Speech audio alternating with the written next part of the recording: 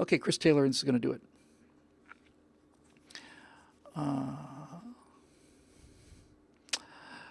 Chivalry meant boys were expected to make frequent small sacrifices for the benefit of, quote, the weaker sex, unquote. When almost all positions of authority went to men, that meant that almost all leaders had from childhood daily exposure to the idea of power coming with responsibilities to the less powerful.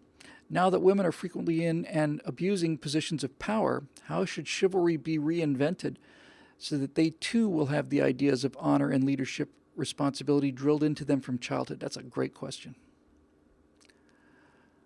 I'll give you my immediate reaction to that, Chris, and it's not a flattering one. But I have seen and talked many, many times about how this onslaught in Star Wars and video games and all of this. In other words, I've seen so many cases of these little tiny women beating up these big men in movies and video games and TV that now, and for many years, 10, 20 years now, I'm seeing women as violent and as prone to fistfights as men used to be.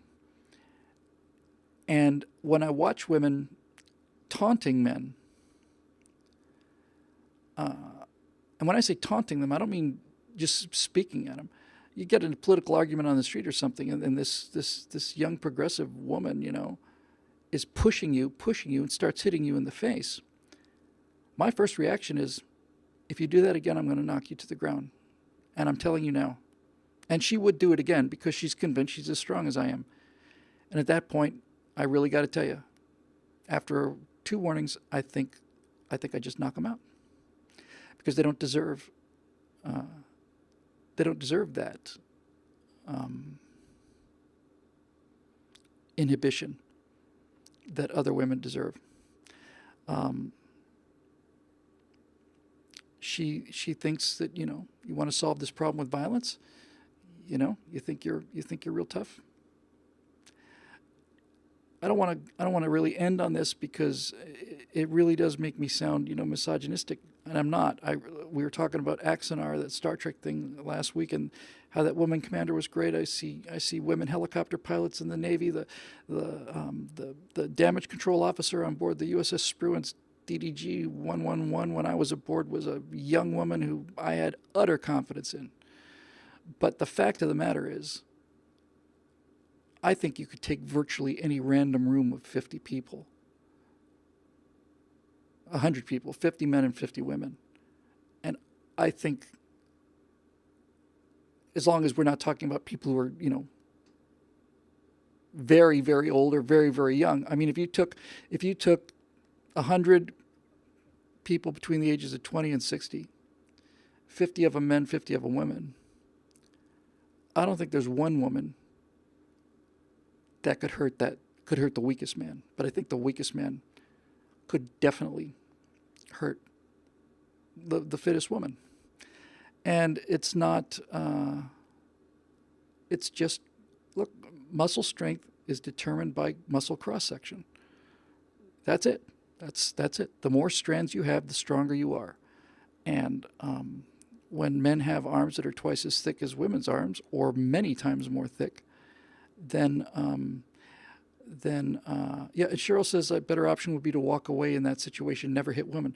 I agree about never hitting women. I agree about walking away. But I've seen these people, as you try to walk away, I've seen them run in front of you and start pushing you and hitting you in the face. Comes a point when it's like, okay.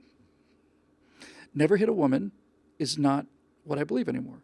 Now it's never hit a lady. If they really need to be convinced for this, then okay, there's a warning. Here comes another warning. Did everybody get that warning on camera? I'm not going to continue to sit here and be hit in the face by this lunatic who will not let me make a graceful retreat. I'm not going to just sit here and be pummeled by this person who will not let me walk away. So here it comes. And I'm not going to give him everything I got. A friend of mine was really right on this topic. He was in a judo class or karate or something. He was probably 17, 16, 17, so puberty's already happened. And he was in this judo class, and because it was so progressive, they put him in to fight against this woman.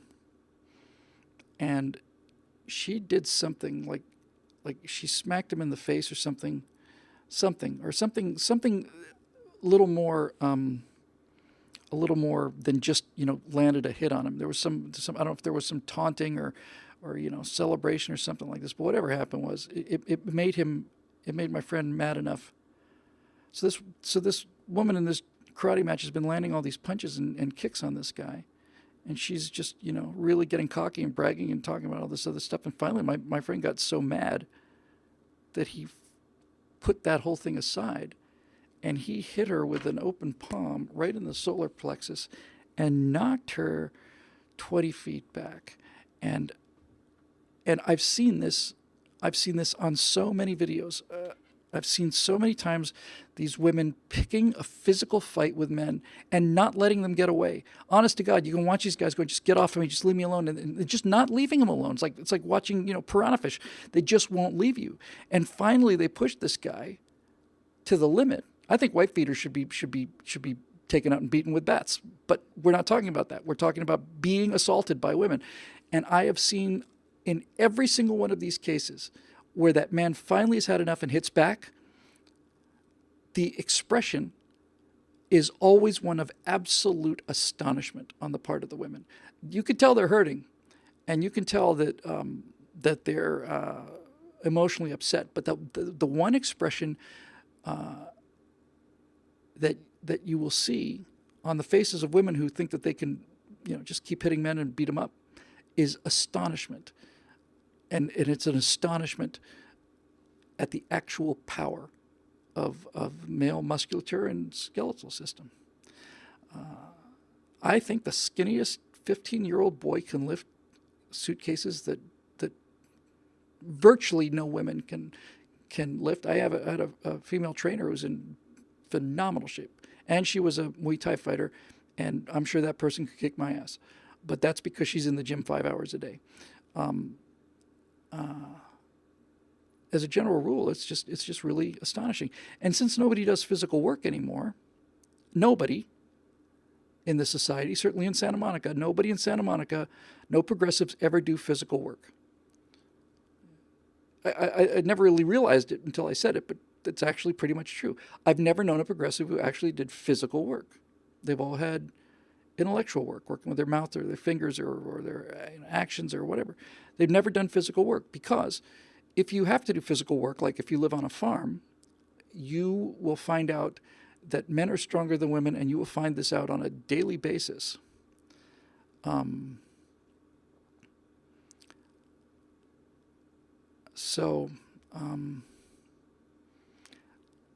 There's a lot to be said for some of this being closer to nature.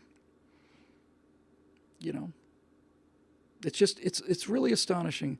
And I remember, I was thin as a rail.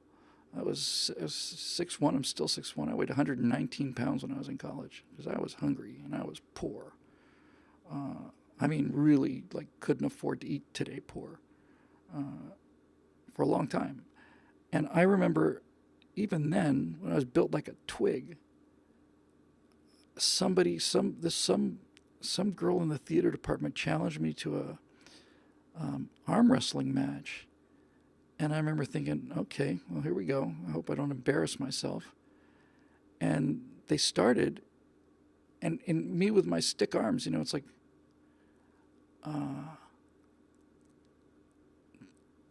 I could end this right now. And because I'm a bit of a bastard, once I realized that she was putting everything she had into this, everything she had, I was sort of like this, and then I just kind of, and you can feel it. You can feel it. She's just about to win. She's so sure. And I let myself get down to the point where my arm was almost touching the table, and then I just looked at her and I said, "You done now?" Like that, and a small victory for Bobby Riggs. That's what it was. Anyway, I think that'll do it. It's 8:30, 2.5 hours of loveliness. And I'm hungry and I want to go home.